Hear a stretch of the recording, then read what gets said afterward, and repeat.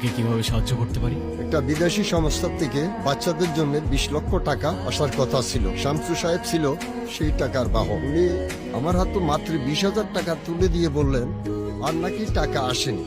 আমি হক দাবি করলে তার গুন্ডারা মেরে আমাকে বের করে দেয়।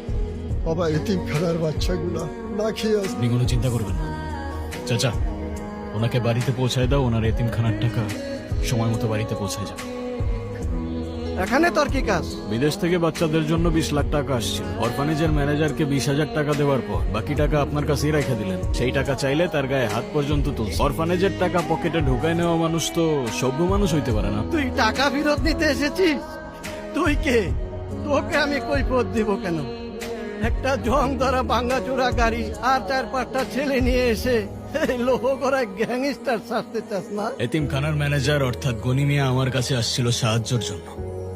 তাই আমার অনুরোধ থাকবে তার কাছে গিয়ে ক্ষমা চাইবেন আর এতিমখানার বাকি 19,80,000 টাকা ফেরত দিয়ে দিবেন।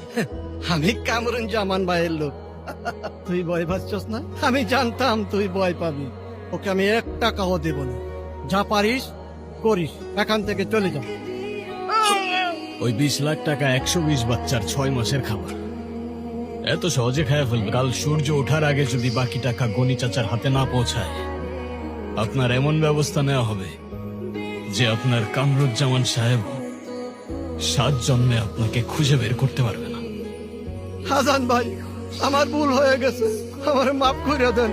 আমি টাকা দিয়ে দেব, আমি কালকেই টাকা দিয়ে দেব। মাফ করার মালিক খোদা, সেটা চাইলে শুধু তার কাছেই চাইবেন। শাকাওয়াত। জি ভাই।